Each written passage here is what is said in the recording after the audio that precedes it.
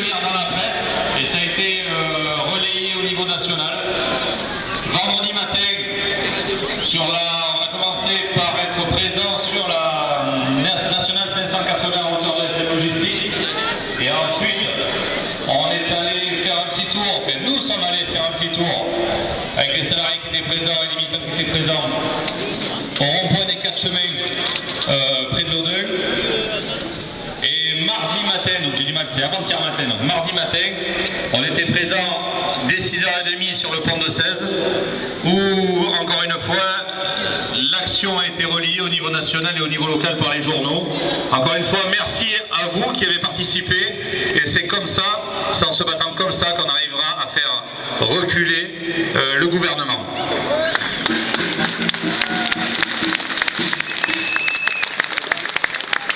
Depuis quelque temps du matraquage, ça y est, la réforme est votée. Eh oui, c'était con, on s'y attendait pas. À 350 contre 200, c'était sûr que ça ne se ferait pas. Donc la réforme est votée, mais le combat continue. Encore une fois, rappelez-vous ce qui s'est passé en 2006, j'avais des doutes, sur le CPE. La mobilisation doit continuer. D'autres actions vont vous être proposées. Et allons-y tous ensemble pour gagner contre cette réforme. Merci.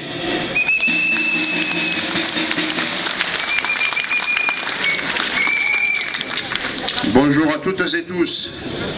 Donc aujourd'hui, Force ouvrière avec l'intersyndicale a toujours le même message, hein, c'est le fameux retrait de ce projet sans autre forme de procès. Pour nous, c'est simple. Et il n'y a qu'une chose à voir, c'est voir combien nous sommes aujourd'hui en période de vacances, comment nous sommes mobilisés et à cause de quoi nous sommes mobilisés. Nous avons tous conscience qu'aujourd'hui, la problématique des retraites n'est qu'un pas dans la réduction de notre système social. Avez-vous besoin de longs discours pour admettre qu'on ne peut pas laisser le gouvernement, les patrons et le grand capital nous amener vers un système de privilèges et de privilégiés dans lequel nous serions simplement leurs laquais? Voilà, mes camarades, ce qu'il y a lieu de dire. Voilà pourquoi vous êtes là. Voilà pourquoi il faut le communiquer autour de vous et continuer le combat. Donc j'en termine avec cette petite diatribe, comme dit l'autre, mais je crois qu'on peut constater que votre courage n'a pas faibli, que votre volonté n'a pas faibli et que nous continuerons jusqu'à la victoire.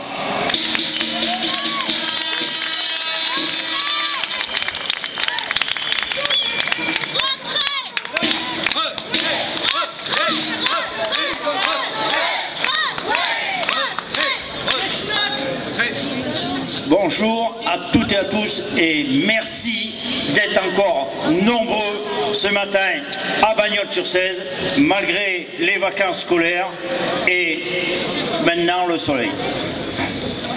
Alors, après le 19 octobre qui constitue une 6e réussite depuis la rentrée, plus de 3 millions de jeunes salariés privés d'emploi et retraités ont manifesté dans 277 villes de France, un record. Aujourd'hui, à Bagnols-sur-Cèze, nous sommes toujours aussi nombreux comme nous pouvons le prévoir dans tout le pays. Bernard Thibault a appelé une énième fois le gouvernement à, je cite, entendre l'ampleur de la protestation et à ouvrir de véritables négociations. Autre fait marquant, la présence des jeunes lycéens et étudiants de plus en plus nombreux, de plus en plus déterminés. Je les salue. Vous avez réalisé l'importance du combat à mener. Vous ne parlez pas que de retraite, mais aussi d'avenir, d'emploi. Vous avez bien compris que c'est votre avenir qui est en jeu aujourd'hui. Je vous invite à continuer à donner de la voix et montrer la voix à vos aînés.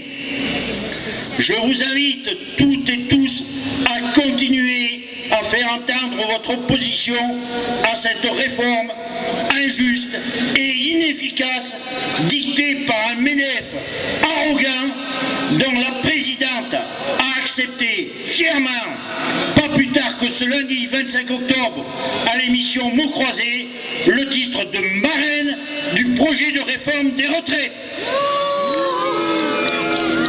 Avec l'allongement de la durée des cotisations, le recul de l'âge légal de départ en retraite de 60 ans à 62 ans et de 65 à 67 ans pour une retraite à taux plein.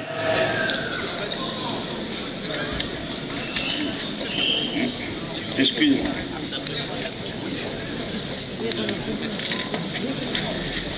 Avec elle, un Sarkozy méprisant qui joue le pourrissement, qui contraint le Sénat à mettre un terme à ces débats. Oui, t'as bien raison. Agissant ainsi, il met en péril la cohérence sociale, mais aussi nationale du pays. Président de tous les Français selon la Constitution, il se transforme en chef haillon, arc-bouté sur ses privilèges, mais en bafouant aussi ouvertement l'esprit des lois et les vertus républicaines, il commet un double aveu. Aveu de faiblesse, celle d'une politique injuste et inefficace, que lui et ses ministres sont inaptes à défendre démocratiquement. D'où ce refus d'une négociation avec les syndicats. Aveu de peur aussi, cette droite réactionnaire craint plus que tout ces millions de citoyens qui ont redressé la tête. Elle redoute ce mouvement social uni et déterminé. Elle s'effraie d'un peuple qui ose se rebeller face à cet ordre économique et social destructeur. Tout n'est pas joué. Contrairement à ce que le gouvernement souhaiterait faire croire, la loi de réforme des retraites n'est pas encore bouclée. Adoptée au Sénat vendredi à l'issue d'un coup de force au vote bloqué, le texte est passé très vite devant la commission mixte paritaire. Est revenu et a été voté définitivement par le Sénat mardi 26 octobre. De même pour l'Assemblée nationale hier dans la journée. Mais le recours devant le Conseil constitutionnel que les élus de gauche ont introduit suspend la promulgation jusqu'aux alentours du 15 novembre. Le président ne pourra promulguer la loi qu'après la validation par le Conseil constitutionnel. Au-delà, il restera à formaliser et publier les décrets d'application de la loi. Rappelons-nous que pour sortir de la crise suscitée par la loi adoptée pour le CPE en 2006, le mouvement avait imposé au gouvernement de ne pas promulguer, rendant la loi inapplicable. En appelant à cette journée d'action et à celle du samedi 6 novembre, l'intersyndicale et votre détermination prouvent que rien n'est joué. Avec encore 63% des Français qui approuvent ce mouvement social malgré le matraquage médiatique, le combat continue et on continue ensemble et encore toujours plus nombreux. Merci.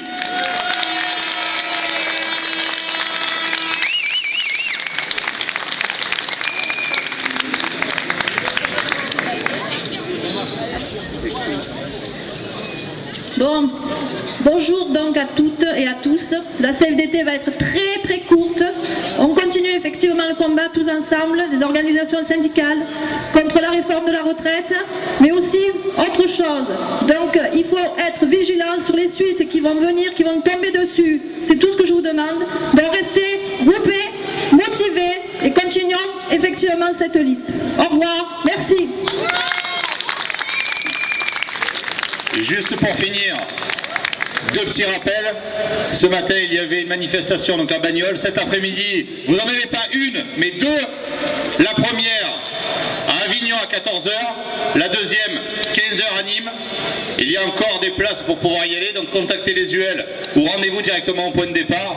Et encore une fois, la prochaine journée d'action est connue, c'est le 6 novembre. Samedi 6 novembre, soyons encore plus nombreux dans la rue. Merci à vous, le combat continue.